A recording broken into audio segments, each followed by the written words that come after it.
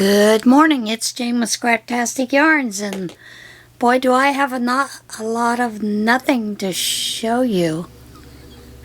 I know I told you last week that UPMC had asked us to help make some baby hats for the babies in the nursery for Christmas, which they do this every year, and normally we have a little more time to make them, like another week, and they want them, you know, so that they can have them the week of Christmas. And quite frankly, I did tell the gentleman that we need a little more lead time. You know, this time of year people are making Christmas gifts, they're doing all kinds of things.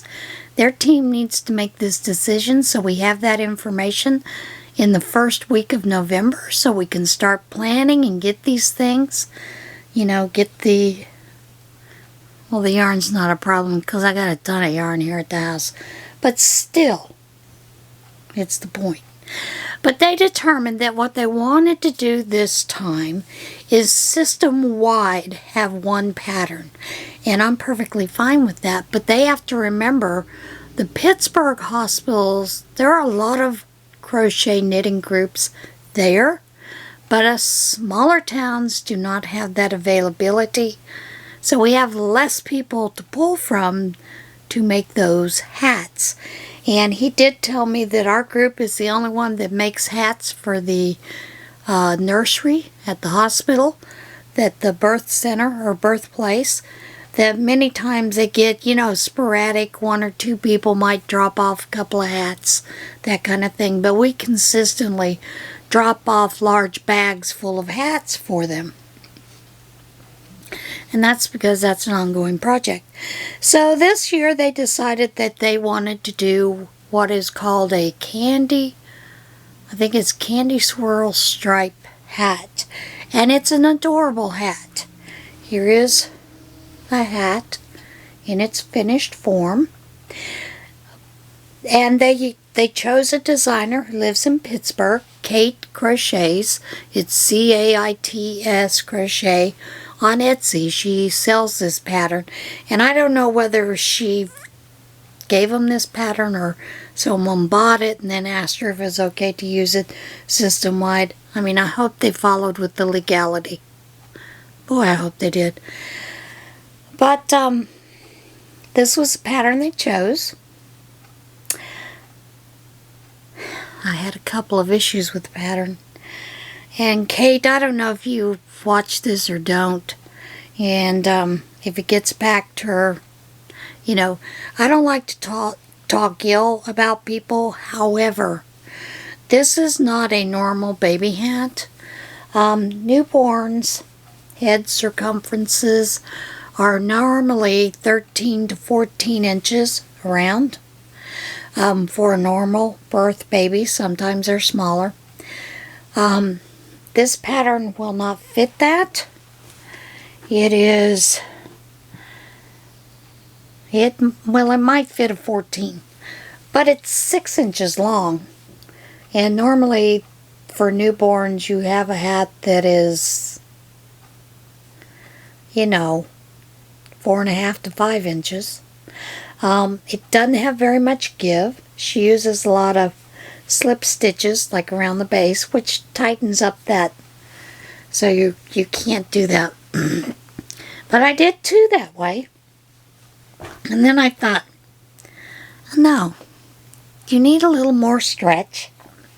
So I did change up the pattern a little bit.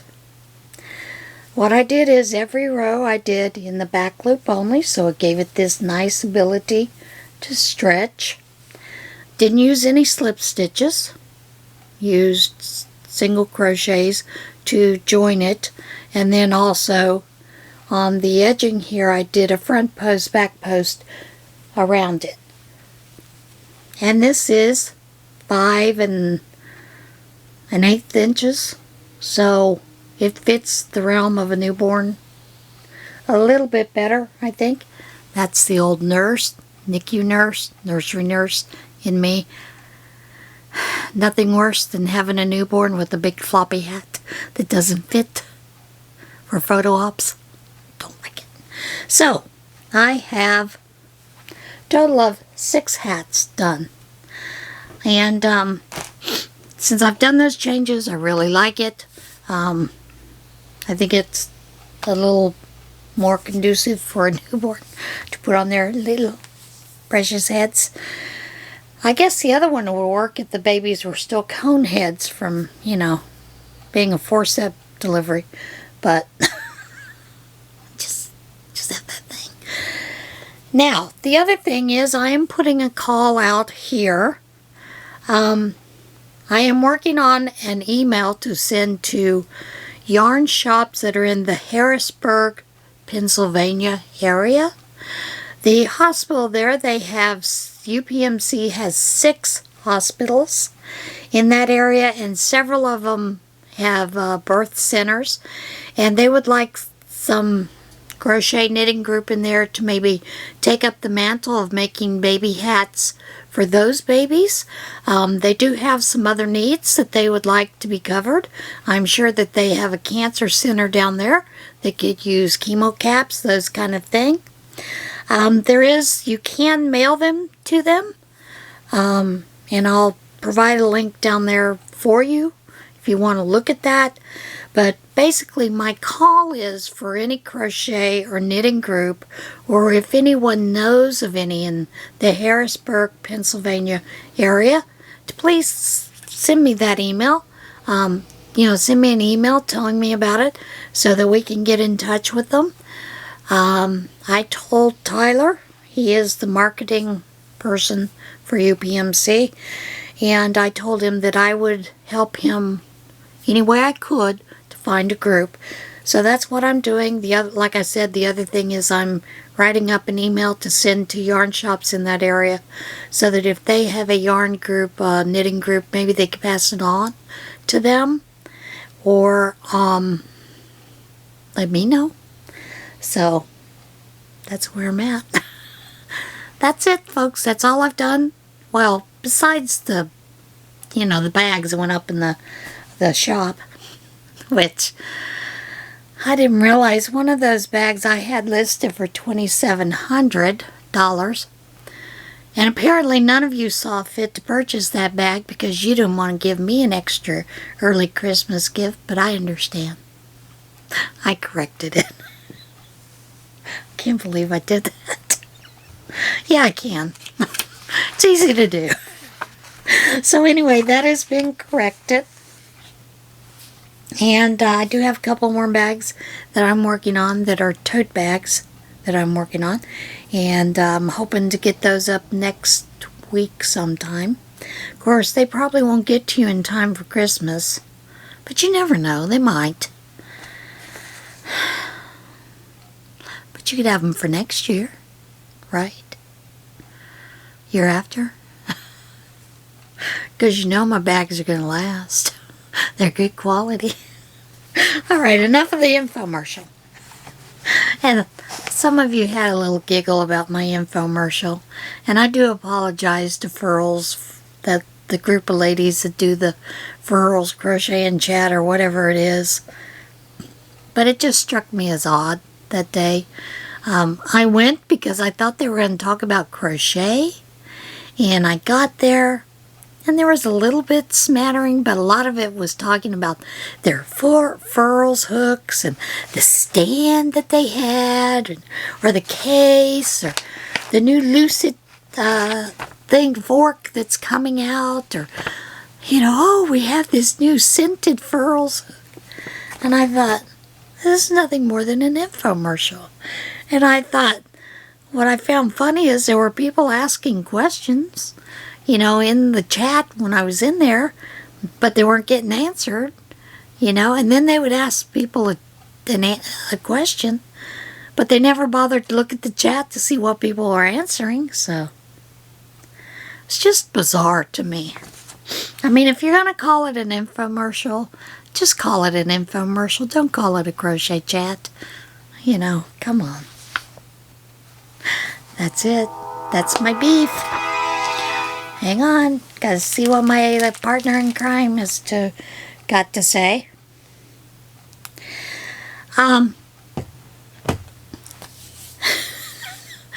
We had a sheriff in our area that was noting that during the Christmas season that a lot of people shut-ins, especially with COVID, are missing family members, they're lonely, that kind of thing. Well, so we thought, maybe we could offer up some things. We thought they were talking about individuals. Well, they were talking about nursing homes and all the places that we donated in November. And, that's fine. But that's another thing that gets me, where everybody thinks Christmas is the only time you can give. And it isn't. You can give year-round. I mean, I look at it like this. Rose with Wings is doing a great thing with her wings, with the Wings program, and we're all participating and we're having fun, seeing all kinds of creativity and feeling a part of a community. And that's exactly what we all are, a part of community.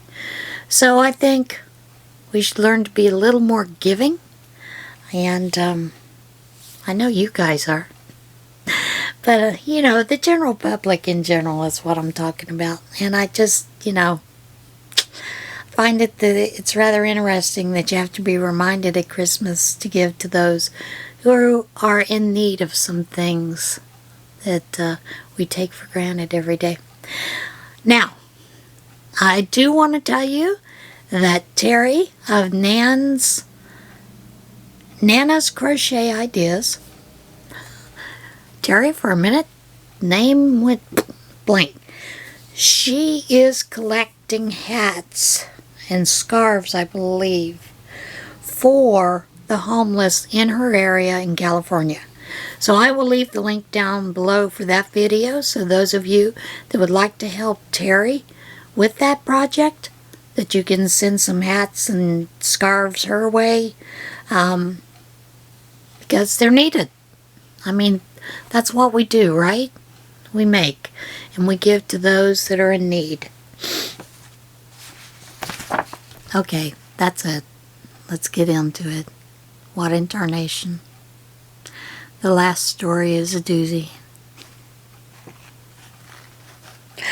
Now, this story is true. And you can see the video on Facebook if you know Desiree Woods, which she has a YouTube channel, and Desiree, the name escapes me, but she hasn't been doing videos. She's been working really hard, those kind of things. However, this is her hometown, and I suspect it was someone she knows that posted the video. But if you know Desiree, you've already seen it on Facebook. Police chase loose camel through Kansas City. Police in Kansas said they spent the entire day Sunday chasing an escaped camel that trotted across a golf course, ran down a highway, and visited a few neighborhoods. The Bonner Springs Police Department said officers and animal control personnel responded Sunday when a loose camel was spotted running loose in the city. This morning, officers took to the golf courses in pursuit of a camel on golf carts, no less. The department said in a Facebook post. Later, the camel, took a leisurely jaunt down K7 highway and into some neighborhoods. Police said they spent the entire day chasing the camel before it was finally captured with the lasso. Good cowboy. The camel was reunited with its owners and will go back to doing camel things, the post said. So I have two links that will be down below. One is to the news article or Facebook page. The other one is to the actual person whose family member caught the video on Facebook. She is a real estate person, so I'm sure her page is open to the public. You should be able to see it. If not, friend Desiree Woods. All right, cash.app. checks found inside of Osteen megachurch 7 years after break-in. Really? A plumber working at Joel Osteen's megachurch in Houston found a large amount of money hidden inside a wall 7 years after $600,000 was reported stolen during a break-in. Now, I thought it was more than that. I thought it was like a couple million. Oh well. The plumber, who identified himself only as Justin, called in to Kilt FM morning show to recount how he found envelopes full of cash and checks inside a wall while doing work at the Lakewood Church, which is led by Osteen and his wife, Victoria. There was a loose toilet in the wall and we removed the tile, the plumber said. We went to go remove the toilet and I moved some insulation away, and about 500 envelopes fell out of the wall, and I was like, oh wow. The Lakewood Church confirmed the discovery in a statement provided to KHOU TV. The amount of discovered money was not disclosed. Recently, while repair work was being done at Lakewood Church, an undisclosed amount of cash and checks were found. Lakewood immediately notified the police department and is assisting them with their investigation. Lakewood has no further comment at this time, the statement said. The discovery comes after about $600,000 was reported stolen during a break-in in the church in March of 2014. Wonder what'll happen to it. Deer seen wandering Alberta town with antlers full of Christmas lights. Isn't that appropriate this time of year? Wildlife officials in Alberta said a deer spotted wandering with Christmas lights wrapped around its antlers doesn't appear to be in any immediate distress.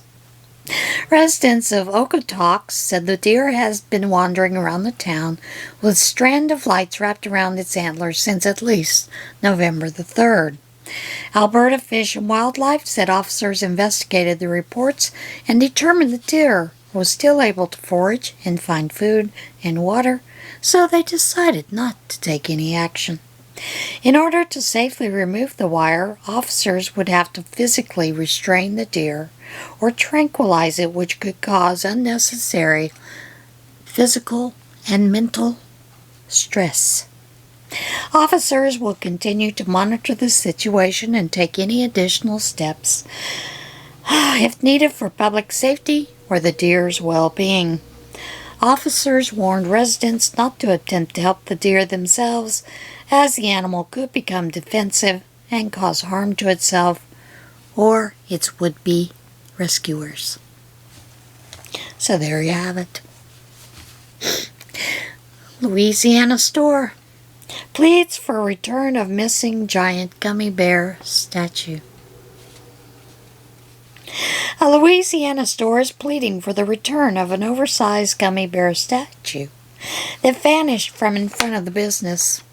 Giggles, a children's store in the Willow Grove area of Baton Rouge, said in a Facebook post that its giant gummy bear mascot, named Willow, vanished recently from its place in front of the business.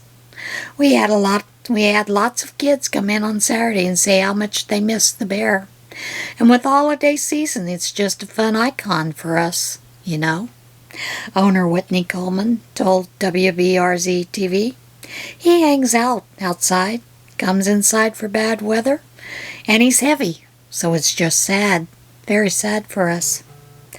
Coleman said the store will not seek any criminal charges or ask any questions if Willow is returned.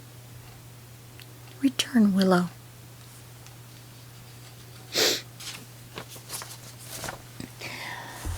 I try not to get a drink in between, but I'm gonna have to.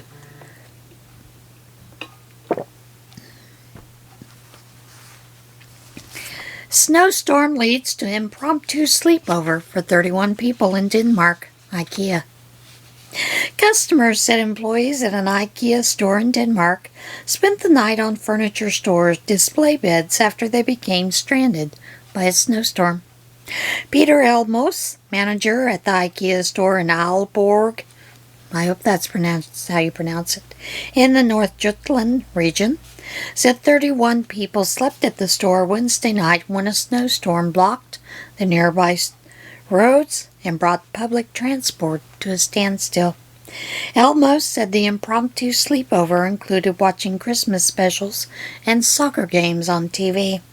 Our kitchen staff had made sure there is hot chocolate, risalamad, pastries, soft drinks, coffee, and the odd beer for us in the light of the occasion. So we'll be able to keep warm, he told news outlet. Not even gonna go there. Nordiski on Wednesday. Elmrose said customers and employees had their pick of comfortable places to sleep. We slept in the furniture exhibitions and our showroom on the first floor where we have beds, mattresses, and sofa beds. Almost told Extra Bladet newspaper. It's a good thing I'm not in Denmark because they'd mark me down for my language. The temporary tenants were able to leave the next morning, Elmos said. Sleepover went super well. It was a good night, all in fun, he said. People, don't do this to your cats. It's just wrong.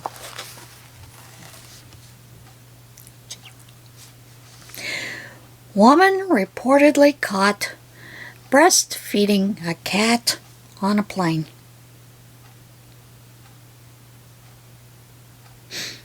I kid you not. A woman on a Delta Airlines flight was reportedly caught breastfeeding her pet cat. According to Newsweek, the woman was on her way from Syracuse, New York, to Atlanta when the incident occurred. A screen grab of a message delivered via the aircraft communications addressing and reporting system, ACARS, has been circulated on social media. The system is used by pilots to send text-based signals to the ground. According to Newsweek, the message indicates that a customer in seat 13A is breastfeeding a cat and will not put the cat back in carrier. It's followed by a note requesting that the problem be handled by the airline's Red Coat crew once the plane has landed. The story has not been officially confirmed, but Newsweek claims that a flight attendant called Ainsley Elizabeth documented the incident in a TikTok video. And no, I haven't found it yet. This woman had one of those, hairless cats swaddled up in a blanket so it looked like a baby, the woman allegedly said in the video. Her shirt was up and she was trying to get the cat to latch on. And she wouldn't put the cat back in the carrier. And the cat was screaming for its life. No doubt. Fox 13 News has reached out to Delta for a comment. And there you have it. What in tarnation was that woman thinking? Alright guys, that's it for today. I will see you again soon. Everybody be kind to one another. And remember, season of giving is year-round. Bye.